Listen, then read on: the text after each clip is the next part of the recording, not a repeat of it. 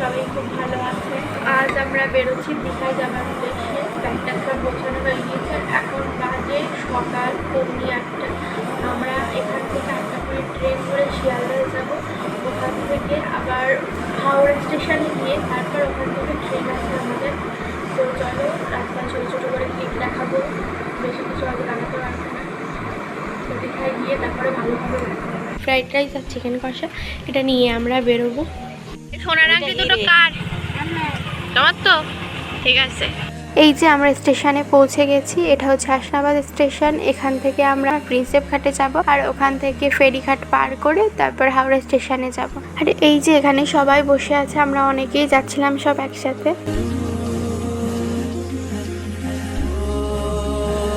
আর ট্রেনেও প্রচণ্ড ভিড় ছিল, তার জন্য আমি ট্রেনে আর তেমন কোনো ভিডিও করিনি। কিন্তু যখন গঙ্গা নদীর পাশ দিয়ে যাচ্ছিলাম এত সুন্দর লাগছিল, ওই ভিডিও ক্লিপটা নিতেই হয়। আর এই যে আমরা সবাই এখানে নেমে পড়েছি আর চলে এসেছি টিকিট কাউন্টারের এখানে। এখান থেকে আমরা টিকিট কেটে তারপর নদী পার হব। আর এটা হচ্ছে আমার বর আর এটা হচ্ছে আমার শাশুড়ি।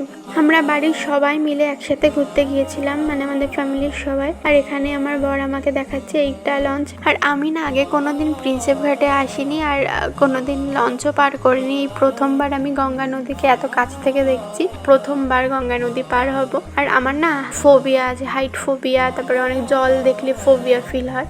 মানে আমি ভয় পাই, রীতিমতো ভয়ই পাই নৌকা বা বোর্ডে উঠতে। তো ওই জন্য ওঠার সময় কোনো ভিডিও করিনি, আমি বসে তারপরে ভিডিও করছিলাম। আর এখানে এটা আমার শাশুড়ি যা ইসান। ইসানকে তো নিশ্চয়ই সবাই চেনেন। আর এটা হচ্ছে আমার শ্বশুর মশাই।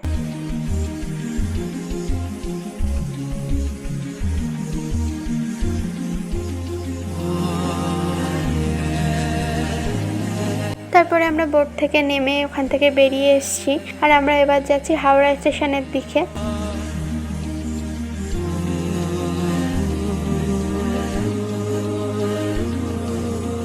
যেহেতু সকাল থেকে আমাদের কারোরই কিছু খাওয়া হয়নি, তো আমরা স্টেশনে পৌঁছেই প্রথমে খেয়ে নিই, যেটা বাড়ি থেকে করে নিয়ে যাওয়া হয়েছিল। আর আমি একটা আইসক্রিম খাই। আর এটা হচ্ছে বিকেলবেলা, আমি ইসান আর ওর পাপা আমরা তিনজন একটু বেরিয়েছিলাম টুকটাক কিছু খাবার পাওয়া যায়, কারণ আমরা ওখানে প্রায় 11টা সাড়ে 11টার দিকে খেয়েছি। আর ট্রেন আসতে আসতে 7টা বেজে গিয়েছিল, আমাদের 2টোর সময় ট্রেন ছিল। তো এত লেট হয়তো খিদে তো পেয়ে যাবে। তারপর আমরা হাঁটাহাঁটি করছিলাম, স্টেশনটা একটু ঘুরে দেখছিলাম, বারবার করে দেখছিলাম ট্রেন কত দূরে আছে, কারণ প্রায় 6 ঘন্টা মতো আমরা ওখানে বসেছিলাম।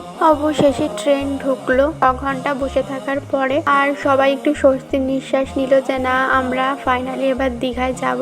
তো অবশেষে আমরা ট্রেনে উঠে পড়েছি। তো তার মধ্যে একটা প্রবলেম হয়ে গিয়েছে, কারণ ইজানের টিকিট কাটা হয়নি, ও যেহেতু ছোট বাচ্চা আর ওর কোনো আলাদা সিট দেওয়া হয়নি। তো আমরা যেখানে খাবার খাওয়া হয় ওখানে ওকে বসিয়ে নিয়েছি। বেচারাটা যেতে একটু কষ্টই হয়েছে, সারা রাস্তায় এই পাশ ওই পাশ করে গিয়েছে। আর এই যে আমরা এখানে পৌঁছে গিয়েছি। আর এখন প্রায় রাত 12টা মতো বাজে, 12টা মতো বাজে না, 12টা বেজেই গেছে।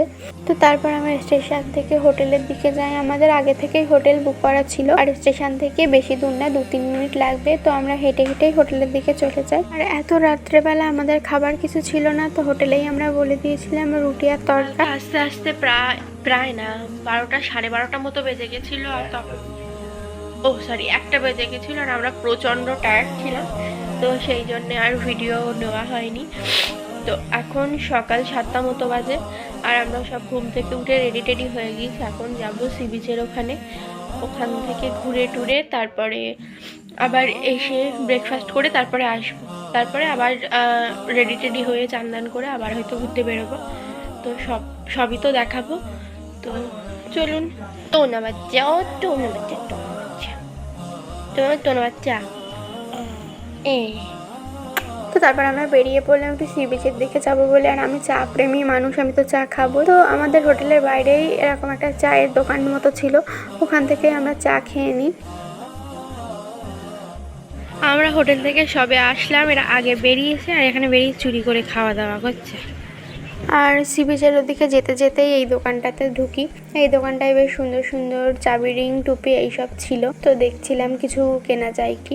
এই তো চলে এসেছি আমরা সমুদ্রের ধারে, যেটা দীঘার আকর্ষণ। এই দৃশ্য দেখার জন্যই তো এত দূর থেকে আমাদের আসা। রাশি রাশি জলোচ্ছ্বাসের মধ্যে ঢেউ এসে আছড়ে পড়ছে পারে। ওখানে আরো বেশ কিছুক্ষণ বসার পরে আমরা খাবার খেতে চাই। আর এদিকে ইসানও চলে এসছে, ওরাও ব্রেকফাস্ট করবে, আমরা একসাথেই ব্রেকফাস্ট করতে যাবো। আমরা সি বিচের পাশেরই একটা দোকানে যাই ব্রেকফাস্ট করতে, ওখান থেকে আমরা কচুরি নিই। আর এখানে দাদারাও এসেছিল। আর এই যে পিছনে আসছে ওটা আমার আম্মু, মানে নৌরিন। কম বেশি যারা আমার ভিডিও দেখে তারা সবাই জানে যে নৌরিন হচ্ছে আমার দাদার মেয়ে। ওকে আমি খুব ভালোবাসি আর ও আমাকে আম্মু বলে ডাকে, আমিও ওকে আম্মু বলেই ডাকি। আর ইনি হচ্ছে আমার গুণধর বৌদি। মজা করেই বললাম ও হচ্ছে আমার বৌদি, আর বৌদি কম বান্ধবী বেশি। আমরা ওখান থেকে খাবার পর বেরিয়ে আর একটা দোকানে যাই, কারণ দাদারা ওখানে আগে খাবার অর্ডার দিয়ে এসেছিল। তো আমরা ওখান থেকে প্রথমে কচুরি খেয়ে নিই। আর যাদের যা কাজ, যে যার বন্ধুর সাথে আগে দেখা করে, তো ইজান এসে গিয়েছে নৌরিনের সাথে দেখা করতে। আর দীঘায় এসে একটা জিনিস ভালো হয়েছে, নৌরিন আগে পেস্ট করা খাবার খেত, মানে মিক্সারে আগে পেস্ট করে তাই ওকে খাবার খাওয়াতে হতো। দীঘায় এসে না ও সলিড খাবার খাওয়া শিখেছে। আর ওখান থেকে আমরা একটু ধোসা খেয়েছিলাম, মানে আমি ধোসা খেয়েছিলাম কারণ আমি ধোসা খেতে খুব পছন্দ করি। তারপরে আমরা খাওয়া দাওয়া শেষ করে টুকিটাকি এদিকে ওদিকে ঘুরছিলাম, জিনিস দেখছিলাম। আর নৌরিন এখানে এই বিড়ালটা নিয়ে কোলে করে দাঁড়িয়েছিল, ছাড়ছিলই না বিড়ালটা নেবে বলে, কিন্তু এটা কেনা হয়নি কারণ এখানে জিনিসের প্রচন্ড দাম বলছিল, সেই জন্য আমরা তেমন কিছু কিনিনি। দোকানটায় গান চলছিল আর নৌরিন কোমর নাচাচ্ছিল, একবার গান নাচাচ্ছিল, ও গান চললেই নাচ করে।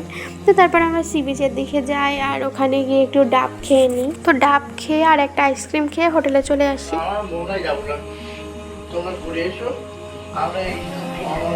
তো এখন রেডি হয়ে গেছি। আর সারাদিন কি করেছি, খুব টায়ার্ড ছিলাম, কোনো ভিডিও নেওয়া হয়নি। তো এখন যাচ্ছি ওল্ড দীঘার দিকে, ওখানে গিয়ে একটু ঘুরবো টুরবো, খাওয়া দাওয়া করব। তো সব কিছুই তো দেখাবো। আর হ্যাঁ, আমি আর দুজনকে দেখাচ্ছি।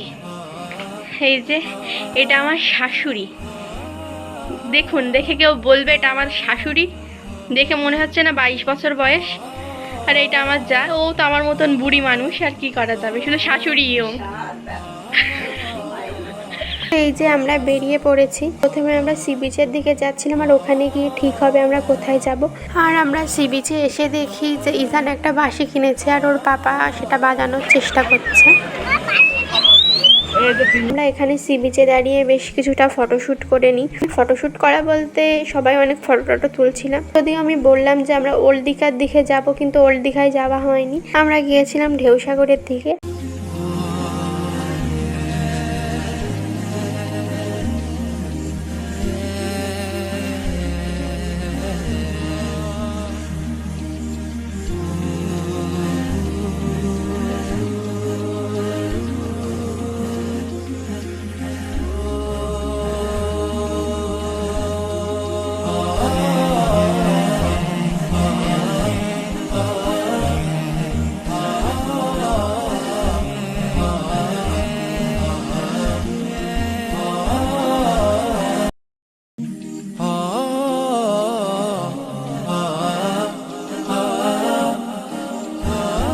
ওখানে বেশ কিছুক্ষণ ঘোরাঘুরি করার পর ইজান একটা আইসক্রিম খায় আর আমরা ফুচকা খেয়ে তারপর হোটেলের দিকে চলে আসি। আর এই নাড়ুটা আমার বড় আমার জন্য এনেছিল, আমি নাড়ু খেতে খুব পছন্দ করি তাই। আর এটা হচ্ছে তার পরের দিন দুপুরবেলা আমরা খাওয়া দাওয়া করতে গেছিলাম পাশের একটা হোটেলে, সেখান থেকে আমি ভেজ থালি নিয়েছিলাম। তাতে ছিল ভাত, ডাল, আলু ভাজা, একটা তরকারি, শুক্তো, চাটনি, আরো অনেক কিছু। তারপরে আর তেমন ভিডিও কিছু করিনি। তারপর সন্ধ্যেবেলার দিকে আমরা এসেছিলাম ওল্ড দীঘার ওখানে। আর ইজান একটা খেলনা কেনার জন্য বায়না করছিল, তো সেই খেলনাটা আমি ইজানকে কিনে। আর জ্যাঠা এখান থেকে দোলনা নিয়েছে, জ্যাঠা যতবারই দীঘায় আসে ততবারই বাড়ির জন্য দোলনা নিয়ে আসে।